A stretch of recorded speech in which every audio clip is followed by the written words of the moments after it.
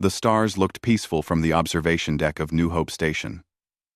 Little Bo-Ra pressed her face against the clear window, watching Earth spin slowly below. The blue and green planet seemed so close, she could almost touch it. Behind her, other children laughed and played, their voices echoing through the metal corridors of the orbital orphanage.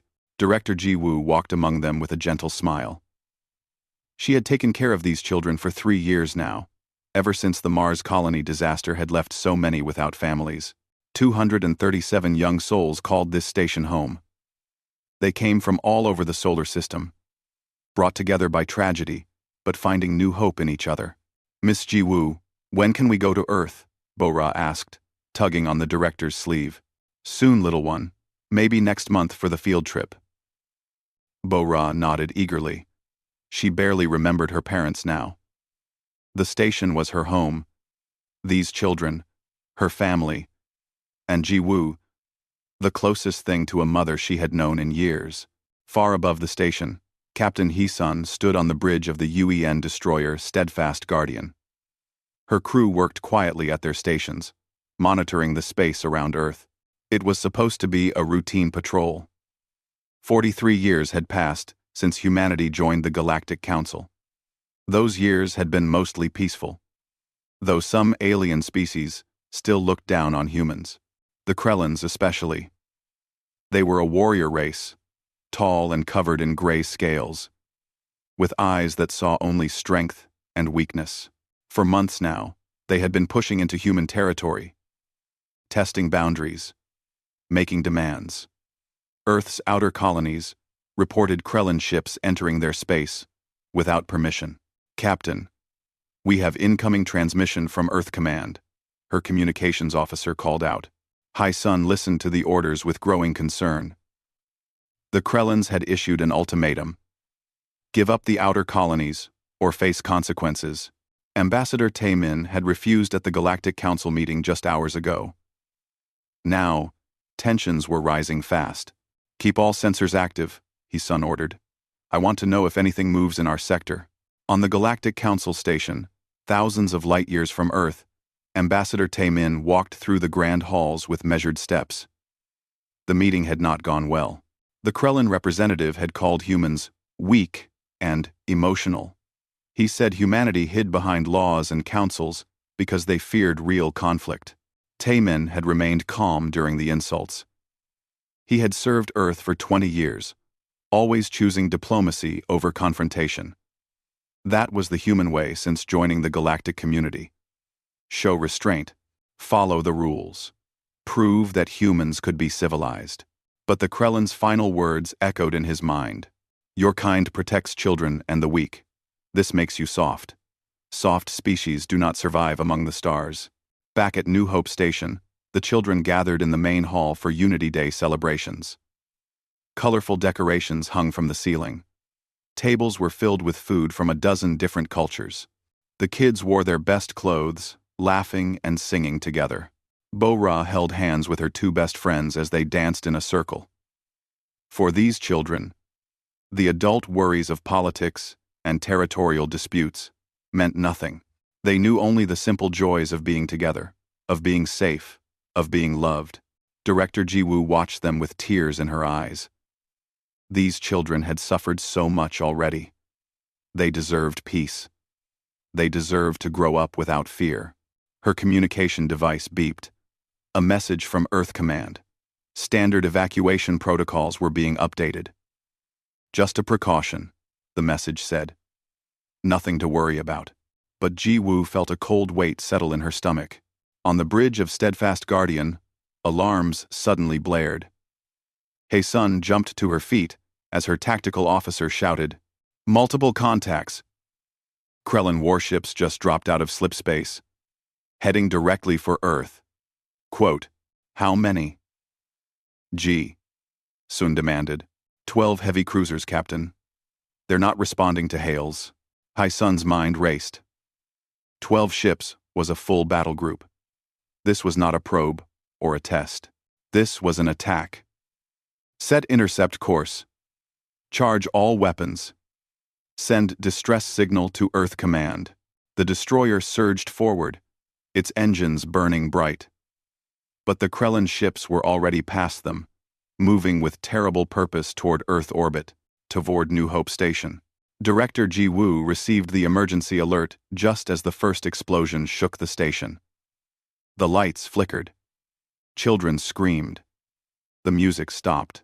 "Everyone to the evacuation pods, now," Ji Woo shouted, but her voice was lost in the chaos. Another explosion. The station's weak shields, designed only for micrometeorites, failed instantly against military-grade weapons. Metal tore. Atmosphere vented into space. The beautiful observation deck where Bo-Ra had stood just an hour ago shattered like glass. Ji Woo ran through collapsing corridors, grabbing children, pushing them toward escape pods. Emergency lights flashed red. The station groaned and twisted around them. Captain Hai-sun watched in horror from her ship's view screen as the Krellin warships fired again and again on the defenseless station. Her destroyer was still 2 minutes away. 2 minutes that might as well have been 2 hours. "Faster!" she screamed at her helmsman. "Get us there faster!" But it was already too late. New Hope Station broke apart in a silent explosion of fire and metal. Debris scattered across the dark void. Small pods tumbled away from the wreckage, some intact, many not. When Steadfast Guardian finally arrived, the Krellin ships were already leaving, their mission complete. They had not stayed to fight. They had come only to destroy. Hai-sun's crew worked frantically to rescue survivors. They found 31 pods with living children inside. 31 out of 237. Bo-Ra was not among them. Director Ji Woo floated in a damaged pod, barely conscious, watching through a cracked window as rescue ships arrived. Too late. Always too late. The Krellin Dominion broadcast their message to the entire galaxy within the hour. This is what happens to those who defy the strong. The humans built a military station and disguised it as an orphanage. We eliminated a threat. Let this be a lesson to all who think weakness has a place among the stars. Quote, the footage spread everywhere. Every species in the galaxy saw the same images. The broken station. The small bodies floating in space. The rescue crews finding dead children, still holding hands. On Earth, the planet went silent. Every city, every town, every home. People watched the news and wept. They had joined the galactic community, believing in peace, in cooperation, in a better future. The Krellins had just shown them the cost of that belief. Ambassador Taemin received the news in his quarters on the council station. He sat down slowly, his hands shaking. Among the names of the dead was his niece. She had lived on New Hope Station. His communication device lit up with an emergency call from Earth. The Prime Minister's face appeared on the screen. Taemin, you need to return home immediately, the Prime Minister said. Her voice was cold, controlled, empty of emotion. There's going to be a vote. A vote on what? Taemin asked. Though he already knew. On whether to stay in the council. On whether to keep following their rules. The Prime Minister paused.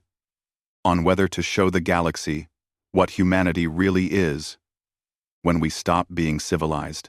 Taemin looked out his window at the thousands of alien ships docked at the council station. Representatives from hundreds of species, all believing in laws and order and peaceful resolution. They did not understand humans yet. They thought they did, but they were wrong. I'll take the next transport, Taemin said quietly. The Prime Minister nodded. Good, because in 72 hours, we're going to give the Krellins exactly what they asked for. What did they ask for? A lesson, the Prime Minister said. They wanted to teach us about strength and weakness. We're going to teach them about consequence.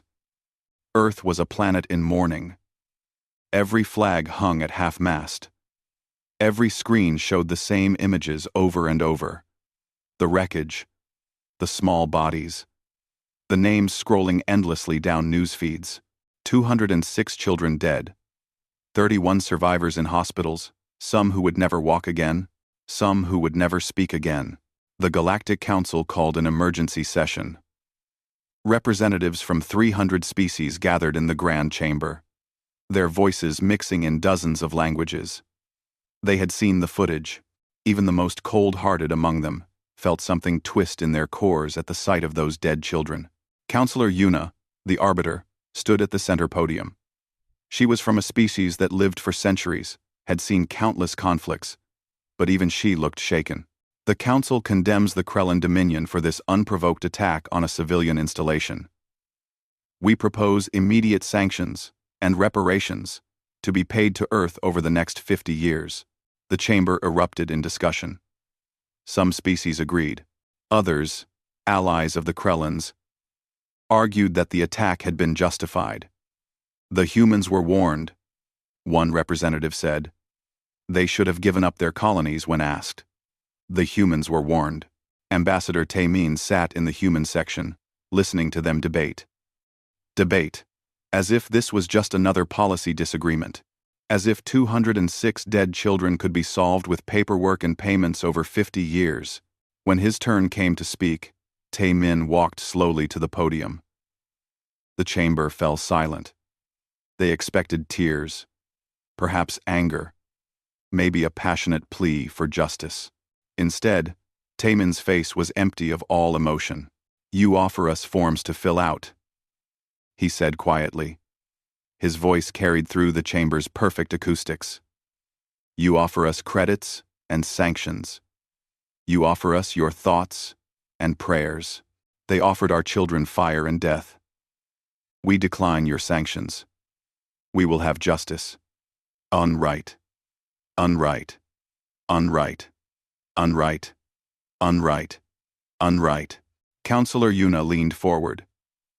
"Ambassador, the Council understands your grief, but you must allow us to handle this through proper channels." Proper channels. Taemin repeated. He looked around the chamber at all the alien faces. "How long would your proper channels take? 5 years? 10? How many meetings and votes and debates? How much paperwork? Justice takes time," Yuna said carefully. "But it will come." "No," Taemin said. "Justice already came. It came in the form of weapons fire on sleeping children. What you offer is not justice. It is bureaucracy." He turned to leave, then stopped. "I have one more thing to say. The Council may want to watch Earth very carefully over the next few weeks." "Is that a threat?" a Krellin representative shouted. Taemin looked at him with eyes like ice. "No. It is advice." He walked out of the chamber. As the doors closed behind him, he said one word that the translators caught and broadcast across all channels. "Watch." On Earth, the government held an emergency session. Every representative was present. The vote was simple and clear. Should Earth pursue military action against the Krellin Dominion, knowing it would mean expulsion from the Galactic Council and possible intervention by Council peacekeepers? The vote was unanimous. Yes. General Kyung-ho stood in the war room beneath Earth Command headquarters. He was 70 years old, had fought in the border wars before first contact, and had spent the last 40 years hoping he would never need to fight again. Now he broke the seal on orders that had existed since humanity first joined the galactic community. Contingency plans for if diplomacy ever failed catastrophically. "Get me Dr. Mi-sun," he said to his aide, 300 kilometers away. In a research facility that did not appear on any official records, Dr. Mi-sun received the call she had hoped would never come. The Prometheus project was active. She walked through the underground complex, past laboratories where scientists worked on technologies that violated 17 different Galactic Council conventions, weapons that ignored shields, missiles that moved at nearly the speed of light, AI systems that could predict enemy movements before they happened, stealth technology that bent light and sensor waves. Humanity had been building these things in secret for 40 years. Not because they wanted to use them, but because they understood that rules only protected those who followed them. "How long until the first systems are ready?" General Kyung-ho asked when Dr. Mi-sun joined the video conference. The Ghost Fleet can launch in 72 hours, she replied. We have 500 ships. They have been maintained and updated, ready for immediate deployment. 500 warships that officially did not exist, built in hidden shipyards scattered throughout the Kuiper Belt, crewed by volunteers who had trained in secret, waiting for a war that everyone hoped would never come. Admiral Sung Woo received his activation orders at his home on the moon.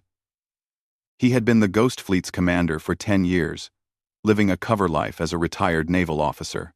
Now he put on his uniform again and took a shuttle to the hidden base, where his ships waited. The crews were already arriving, young men and women who had joined the regular Navy but had been secretly recruited for this shadow force. They boarded their ships without fanfare, without speeches, without celebration. They knew what they were about to do. Back on Earth, Director Ji-woo lay in a hospital bed, her body broken, but her mind still sharp. She had survived the attack by luck and by the heroism of her staff, who had shielded her with their own bodies. When the military representative came to her room and asked if she wanted to help with the war effort, she did not hesitate. "Put me wherever you need me," she said. They formed a special unit from the survivors and the families of the dead. New Hope Company. 31 children, now in the care of therapists and doctors, parents and siblings of the 206 killed. Staff members who had worked at the station. They would not fight directly, but they would serve. They would remember. They would ensure that what was about to happen was done for the right reasons. The preparations took exactly 72 hours. In that time, Earth's factories went into overdrive. Ships were armed. Soldiers were briefed. Resources were allocated. The entire planet moved with a single purpose that would have terrified the Galactic Council if they had seen it. But they did not see it. Humanity had learned to keep secrets. On the third day, General Kyung-ho appeared on every broadcast channel in the galaxy. He wore his full uniform. Medals from wars the aliens had never heard of displayed on his chest.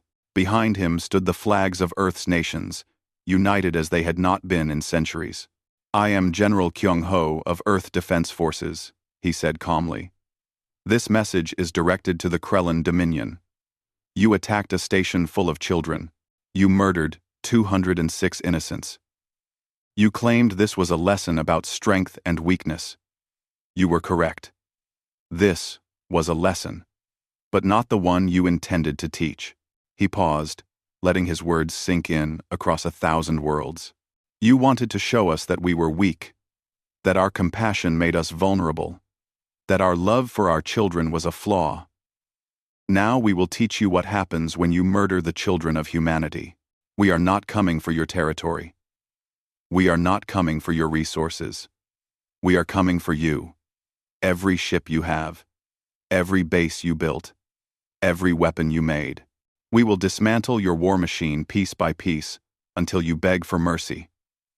And when you beg, we will remember that our children begged too." The transmission ended. The galaxy went silent. Most species thought it was empty rhetoric. Humans were emotional, everyone knew that. They would calm down. The Council would intervene. This would be resolved through proper channels. The Krellin Dominion laughed. Their warships numbered in the thousands. They had conquered a dozen species. What could humanity do with their small fleet of outdated vessels? Then Admiral Sung Woo gave the order, and the Ghost Fleet emerged from slipspace at the edge of Krellin territory. 500 ships that should not exist appeared on sensors across 3 star systems. Ships with hull designs nobody had seen before. Ships that moved faster than they should. Ships that vanished from sensors even while firing weapons. The Krellins scrambled their defenses, confident they would crush this foolish attack. They had superior numbers. They had battle experience. They had the strength that came from conquest. What they did not have was an enemy that had spent 40 years preparing for total war while pretending to be peaceful. What they did not have was an enemy that had turned grief into fury, and fury into precise, calculated violence. The first battle lasted 90 minutes. When it was over, 3 Krellin colonies had been stripped of every military installation. Every warship destroyed. Every defense satellite turned to scrap. But the civilians were untouched. The cities stood intact. The population centers undamaged. And on every building, painted in letters 3 meters tall, humanity had left the names Bo-Ra, Jin-Ho, Hei-Jin, Sung-Min, all 206 names. A roll call of the dead. The Krellans stared at those names and began to understand. This was not a war for territory. This was not a conflict over resources. This was something they had never experienced before. This was vengeance. The Krellan Empire tried to respond with the fury they were famous for across the galaxy. War Master Throck, supreme commander of their forces, gathered his remaining ships and launched a counterattack. If the humans wanted war, he would give them war. He would show these emotional creatures what real military might look like. His fleet struck at a human mining outpost on the edge of colonized space. The base had minimal defenses, just enough to ward off pirates. The Krellan ships destroyed it in minutes. 50 miners died. Throck broadcast the attack across all channels, declaring it proof that humanity was not invincible. The response came 48 hours later. 3 more Krellan worlds lost every military installation they had. This time, the attacks were faster, more precise. Colonel Dong-hyun's Marines landed not to occupy but to dismantle. They moved through military bases like surgeons, destroying weapons, factories, and shipyards with calculated efficiency. When they left, the Krellan military presence on those worlds simply ceased to exist. But again, the civilians were untouched. Human soldiers walked past Krellan citizens without firing a shot. They had orders. Strict orders. This was not about genocide. This was about teaching a very specific lesson. Lieutenant Yoon-ji piloted her stealth fighter deep into Krellan space, part of a squadron flying ships that should not have been possible. The Wraith fighters used Dr. Mi-sun's quantum cloaking technology. They could pass within a kilometer of a sensor station without being detected. They moved like ghosts through enemy territory, striking at supply convoys and communication hubs before vanishing. The Krellans began to panic. How were the humans doing this? Their intelligence reports had shown that Earth's military was small, restricted by council regulations. Where had these ships come from? How had humanity hidden such a massive fleet? War Master Throck demanded answers from his intelligence officers. They had none. Earth had been under surveillance for decades. Someone should have noticed if they were building hundreds of warships. Someone should have seen the weapons development. But humanity had learned from history. They remembered what happened to species that were too trusting. The Galactic Council convened again, this time in emergency session. The representatives were divided. Some demanded that Council peacekeepers intervene to stop the war. Others argued that the Krellans had started this and deserved what they got. Still, others sat quietly, watching and learning. Several species began to reconsider their own military strategies. If humanity could hide this much power, what else might other species be hiding? Ambassador Tae-min was not present at the session. He had returned to Earth to stand with his people. The Council sent him messages demanding that humanity cease all military operations immediately. He did not respond. General Kyung-ho stood in the war room, watching holographic displays that showed the entire theater of operations. Red dots for Krellan positions, blue for human forces. Day by day, the red dots were disappearing. Not because the Krellans were retreating, but because they no longer had forces to position. How long can we maintain this pace? He asked Admiral Sung-woo, who had come down from the moon for a strategy meeting. As long as necessary, Sung-woo replied. The Ghost Fleet was built for extended campaigns. We have supply lines the Krellans don't even know exist. We've been preparing for this for 40 years, General. But Kyung-ho hoped it would not take that long. Every day of war meant more deaths. Yes, they were being careful to minimize civilian casualties. Yes, they were targeting only military assets, but people still died. Human soldiers, Krellin soldiers who were just following orders. This was the reality of war that civilians never understood. Back at New Hope Company headquarters, Director Ji Woo worked with the surviving children and their families. They had an important role in this war. Every target the military selected was reviewed by this group. Every attack plan was checked against a simple question. Would this help bring justice? Or would this just cause more senseless death? Young Ji-hoon, one of the survivors, now 13 years old, sat in on these meetings. He rarely spoke, but when he did, everyone listened. He had been Bo-ra's best friend. He had held her hand during the Unity Day celebration just minutes before the attack. Now he channeled his grief into ensuring that what happened to them never happened to anyone else. The weapons factory on Krell 4, he said during one meeting, pointing at the holographic display. It is 2 kilometers from a residential area. If we attack it, civilians could be hurt. The military planners nodded. They had already noted that. The strike was modified to use precision weapons at specific angles that would collapse the factory inward rather than outward. It would take longer, be more complex, but it would work. This was how humanity fought. Carefully, precisely, with rules even in the midst of rage. The Krellins did not understand this. They were warriors who believed in overwhelming force. When War Master Throck saw that the humans were being careful to avoid civilian casualties, he thought it was weakness, a mistake he could exploit. He ordered his forces to position military installations near population centers. If the humans were too soft to attack those targets, it would limit their offensive capabilities. It was a sound military strategy by Krellin thinking. Lieutenant Eun-ji and her squadron solved the problem by landing in the dead of night. 3,000 special operations troops deploying from stealth transports. They evacuated the civilians first, moving entire neighborhoods to safety before dawn. Then, they destroyed the military installations. The Krellin defenders were so surprised by this tactic that resistance was minimal.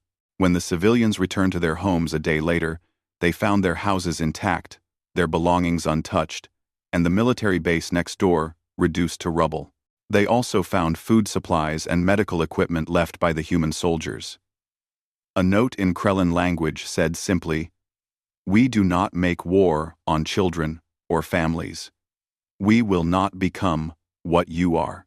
This confused the Krellin population more than anything else. The propaganda had told them that humans were savage and unpredictable, that they were dangerous precisely because they were emotional and irrational. But these soldiers had been disciplined and restrained. They had shown mercy when they could have shown none. War Master Throck realized he was losing not just the military campaign but the narrative. His own people were beginning to question the attack on New Hope Station. If the humans were such monsters, why were they being so careful not to harm Krellin civilians? If this was about savage revenge, why were they targeting only military assets? He made a decision born of desperation. He would force the humans to show their true nature. He would make them into the monsters his propaganda claimed they were. He gathered the last of his heavy fleet, over 2,000 warships, and prepared for one massive engagement. This would be the decisive battle. The Krellins would win through sheer numbers, or they would die trying. The battle was set for the Krell system, near the homeworld itself. Captain Hyun-soo received orders to take his task force to meet them. 200 human ships against 2,000 Krellin warships. The numbers did not favor humanity, but numbers only mattered if everything else was equal. And nothing about this war had been equal. Captain Hyun-soo stood on the bridge of the dreadnought, Remember Them, named for the fallen children. Around him, his crew worked with quiet efficiency. They had trained for years for this moment. They knew their ships were superior in every way that mattered. Speed, weapons range, defensive systems, tactical coordination. When the Krellin fleet appeared on sensors, it was an impressive sight. 2,000 warships moving in formation, their weapons charged, their shields at maximum. It should have been overwhelming. It should have been certain victory. Dr. Mi-sun's voice came over the command channel from Earth. All ships. You are authorized to deploy Prometheus weapons packages. Show them what we built while they thought we were sleeping. The Prometheus weapons were things the Galactic Council had banned for good reasons. Directed energy beams that ignored shields by phasing through them. Kinetic missiles that accelerated to 95% light speed in seconds. Drone swarms controlled by AI that could calculate trajectories faster than any organic mind. Weapons that made conventional warfare look like children throwing rocks. The battle lasted 6 hours. When it ended, humanity had lost 12 ships. The Krellan fleet had lost everything. Every single warship, destroyed or disabled.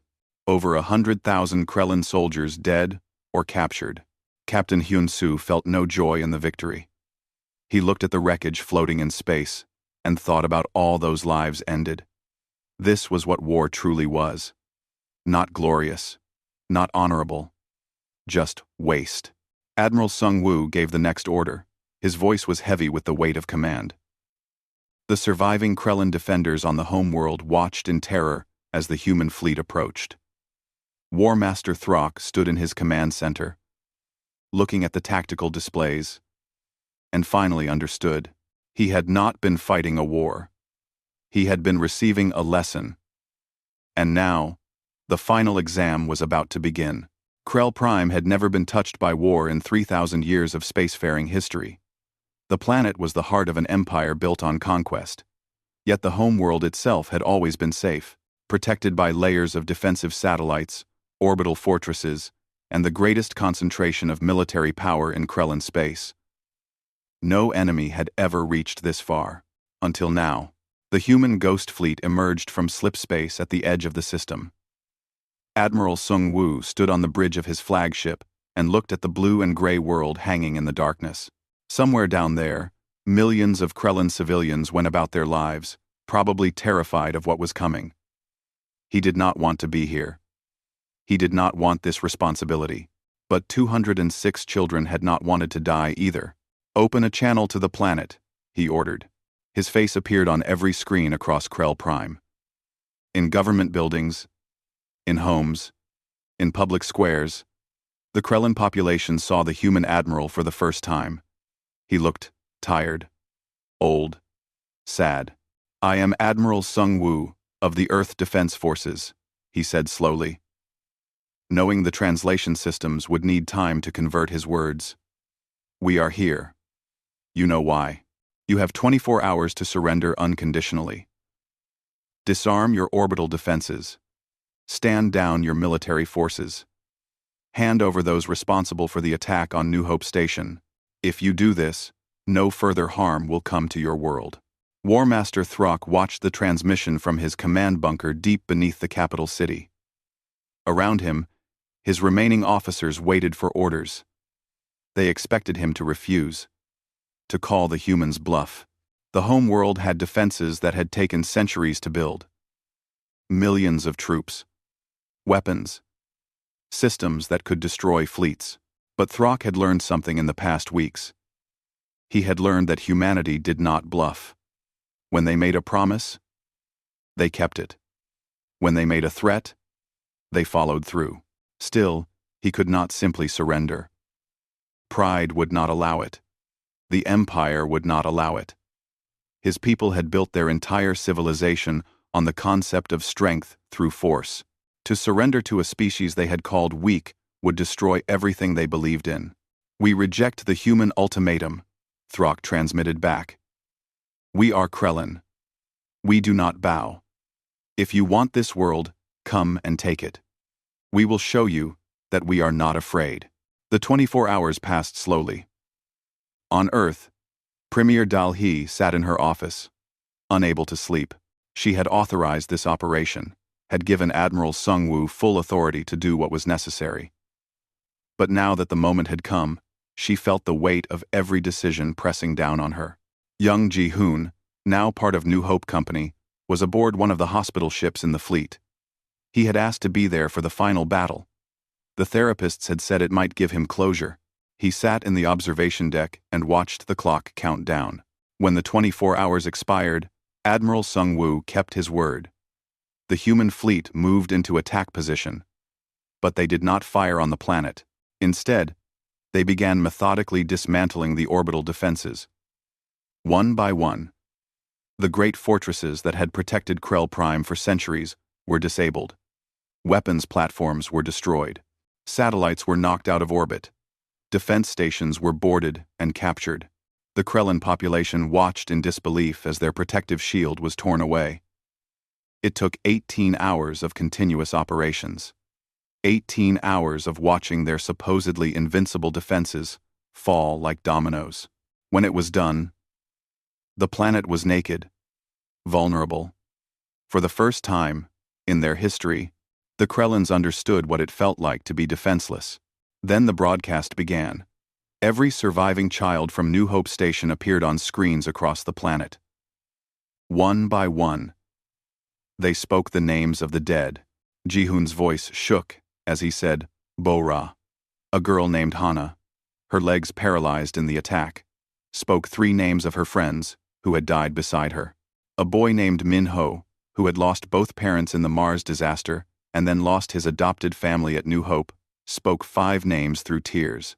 It took 2 hours to read all 206 names. The Krellan civilians listened. Many turned away. Some wept, which was unusual for their species. A few began to understand what their empire had done. Admiral Sung-Woo appeared again. You have seen what we can do. You are defenseless. We could destroy your cities from orbit. We could land troops and conquer your world. We could do to you what you did to our children. But we will not. Because we are not you. We remember what it is to be civilized. What we will do is this. Surrender now, or we will ensure your species remembers this day for the next 1,000 years. Not through death, through shame. War Master Throck, watching from his bunker, made a final, desperate decision. If he was going to lose anyway, he would take some of the humans with him. He ordered the activation of ground-based missile systems, targeting the human fleet. It was a suicide move. The missiles would be intercepted, but at least some might get through. At least he would die fighting. The missiles launched. Human point defense systems destroyed 99% of them in the first 30 seconds. But one missile, through luck or divine intervention, slipped through. It struck a human medical ship. The vessel exploded instantly. 200 personnel killed, including Director Ji-Woo, who had survived the attack on New Hope Station, only to die here. General Kyung-ho received the news in the war room on Earth. Ji-Woo had been a friend. More than that, she had been the conscience of this operation, constantly reminding everyone why they were fighting. Now she was gone, killed by an enemy who refused to accept defeat with dignity. His response was immediate and cold. No more mercy. Human Marines landed on Krell Prime in force. 60,000 troops deploying from orbit. They did not target civilians. They did not burn cities. Instead, they went to every government building, every military installation, every center of power. They dismantled the Krellan Empire piece by piece. The Capitol building was occupied. Military headquarters were seized. Weapons research facilities were destroyed. The machinery of war that the Krellans had built over millennia was systematically taken apart. Colonel Dong-hyun led the assault on War Master Throck's command bunker. The battle lasted 3 hours. When the Krellan defenders finally surrendered, Throck stood in chains, looking at the human colonel with something like understanding in his eyes. You won, Throck said simply. No, Dong-hyun replied. We were not stronger. We were angrier. There is a difference. While this was happening, the Galactic Council's Peacekeeper fleet arrived in system. 500 ships from a dozen different species, led by Peacekeeper Vorn. He was from a species that valued order above all else, and he had his orders: stop the war by any means necessary. Vorn looked at the tactical situation and realized immediately that he could not win a military engagement with the humans. Their ships were too advanced, their tactics too refined. But he had to try. It was his duty. He opened a channel to Admiral Sungwoo. Admiral, by order of the Galactic Council, you must cease all military operations and withdraw from Krell Prime. If you do not comply, I am authorized to use force. Sungwoo looked at the Peacekeeper fleet on his tactical display. He was tired, so very tired, but he answered clearly. Peacekeeper Vorn, with respect, you are too late. Where was the Council when our children died? Where were you when we asked for justice? You can engage us if you wish, but understand that you will be defending those who murder children. Is that something you can live with? Vorn closed the channel and reviewed the evidence again. The footage from New Hope Station. The Krellin broadcast claiming responsibility. The Council's response. Sanctions and paperwork. Then humanity's response. Precise military strikes targeting only military assets. Even now, with Krell Prime defenseless, the humans had not harmed civilians. He made a decision that would end his career. He opened a channel to his fleet. All ships, maintain position, but do not engage human forces. We will blockade the system, but our weapons are to remain locked on Krellin military installations, not human vessels. The Council would call him a traitor. They would strip him of rank and honor, but he would be able to look at himself in the mirror. Sometimes, that was all a soldier could ask for. Premier Dalhee received the news on Earth and allowed herself a moment of relief. The war was effectively over. The Krellins were defeated. The Council had backed down. Now came the hardest part, deciding what to do with victory. She opened a secure channel to Ambassador Taemin. It is time. Draft the withdrawal papers. Earth is leaving the Council. Taemin nodded. He had already prepared the speech. It would be short. It would be final. And it would change the galaxy forever. 3 months had passed since the last shot was fired. Krell Prime was a changed world. Human occupation forces maintained order, but did not govern. The Krellin civilian government, what was left of it, handled day-to-day administration under strict oversight. Every warship the Empire had owned was now debris. Every weapons factory had been dismantled. The mighty military machine that had conquered a dozen species no longer existed. Warmaster Throck sat in a human detention facility, awaiting trial.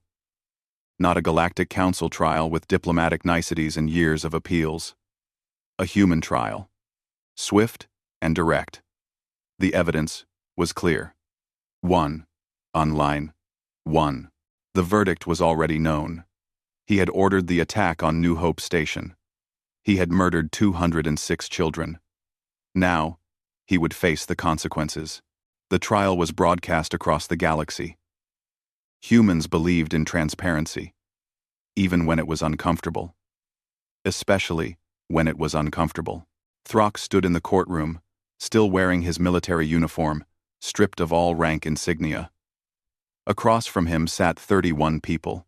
The survivors of New Hope Station, now older, some still bearing visible scars. Young Ji-hoon testified. He was 14 now, taller than he had been, but his eyes still held the same sadness. He described the Unity Day celebration, the music and laughter, holding Bo-Ra's hand. Then the explosions, the screaming, the darkness. He spoke for an hour, his voice never wavering. When he finished, even the hardened military officers in the room had tears in their eyes. The verdict was guilty on all counts. The sentence was life imprisonment, without possibility of parole. Some had called for execution, but Premier Dalhee had refused. Throck was taken to a human prison facility where he would spend the rest of his life. In his cell, he would see the names of the 206 children painted on the walls. Every day, for the rest of his existence. That was humanity's justice. The terms of surrender were harsh but not genocidal. The Krellin Empire was dissolved. Their territory was reduced to their home system only. They would pay reparations, not in credits, but in labor and service. Krellin workers would help rebuild everything their military had destroyed across the galaxy. It would take generations, but they would do it. More importantly, their education system was reformed. Krellan children would learn the truth about what happened, about how their empire's arrogance led to the murder of innocents, and how that single act brought down a civilization. They would study the names: Bo-Ra, Min-Ho, Hana, all 206. Those names would be part of Krellan history forever. A monument was erected in the center of the Krellan capital. A simple stone structure with all 206 names carved into it. Below, an inscription in both human and Krellan languages. These children died because we believed mercy was weakness. Let their memory teach us that strength without compassion is not strength at all. It is only cruelty. The Galactic Council convened for what would be a historic session. Ambassador Taemin returned to the chamber one final time. The representatives watched him with mixed emotions. Some with respect, some with fear, some with resentment. He walked to the podium and placed a document on the display screen. "This is Earth's formal withdrawal from the Galactic Council," he said simply. "We joined your organization 43 years ago, believing in the ideals of cooperation and peaceful resolution. We followed your laws. We accepted your restrictions. We trusted your justice system. When our children were murdered, you offered us paperwork and promises. You sanctioned us. While we bled, you told us to wait while we buried our dead. Now we are done waiting. We are done trusting. Earth withdraws from the Council, effective immediately." Counselor Yuna stood. "Ambassador, please reconsider. The Council made mistakes. Yes, but we can reform. We can do better. Can you?" Taemin asked quietly. "When the next species comes to you with dead children, will you act swiftly, or will you debate and form committees and draft proposals? The Council is not evil. It is simply ineffective, and ineffective justice is no justice at all." He turned to leave, then paused. "However, we do not leave with threats or anger. Earth will maintain diplomatic relations with individual species who wish it. We will honor existing trade agreements. We will continue to be part of the galactic community. We simply will not be part of a system that failed us when we needed it most." As Taemin walked out of the chamber, 17 other ambassadors stood and followed him. 17 species who had watched what happened and made their own calculations.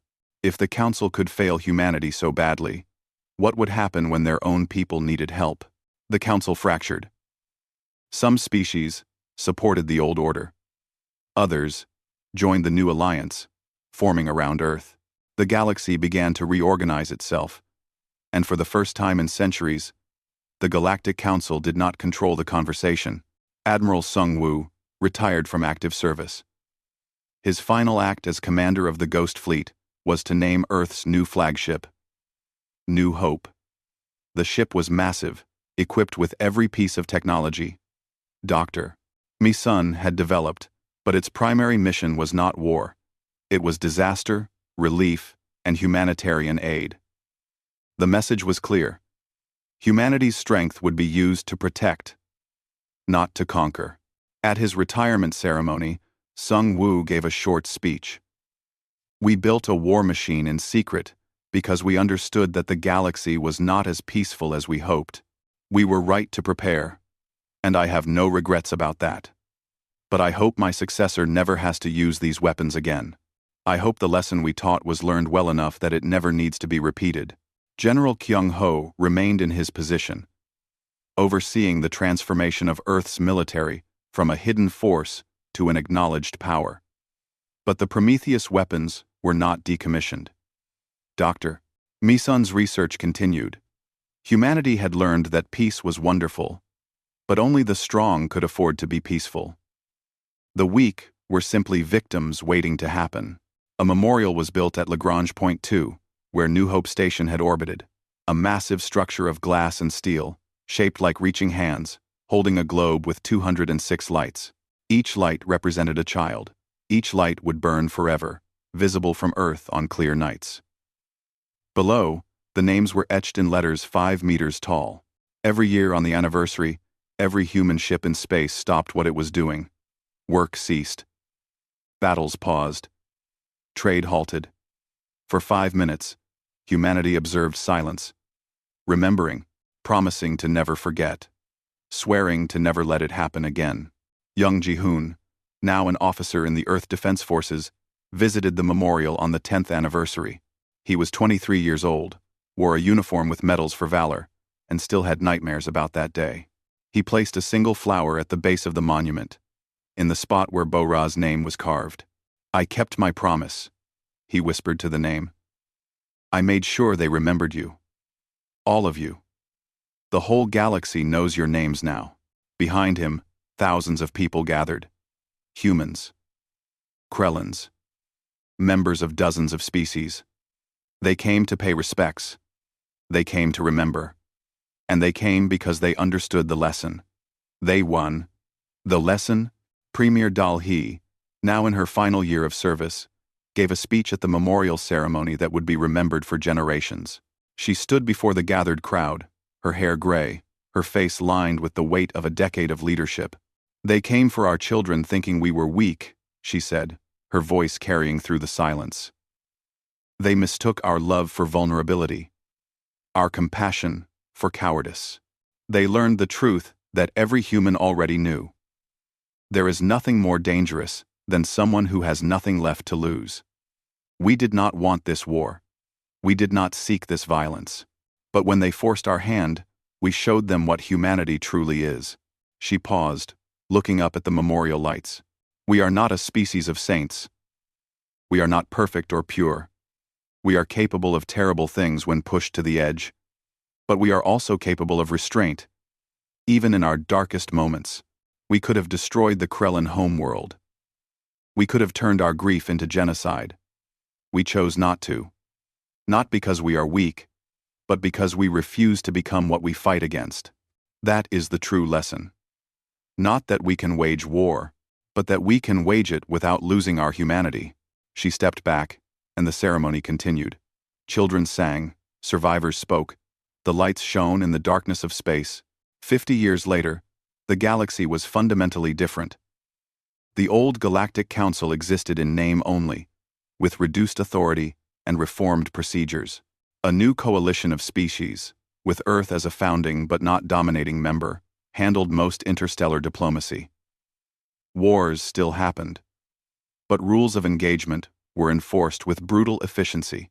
Civilian targets were protected, children were sacred, and everyone remembered what happened to those who forgot these rules. The Krellan Dominion existed as a cautionary tale. Their young people studied the war in school, learned the names of the 206, and understood the price of arrogance. Some of them even applied to join Earth's military academy, seeking to learn from those who had defeated them.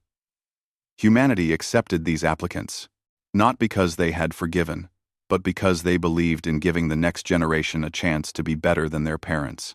On Earth, in every school, children still learned the names. They were taught about New Hope Station, about the children who died, about the war that followed, but more importantly, they were taught why.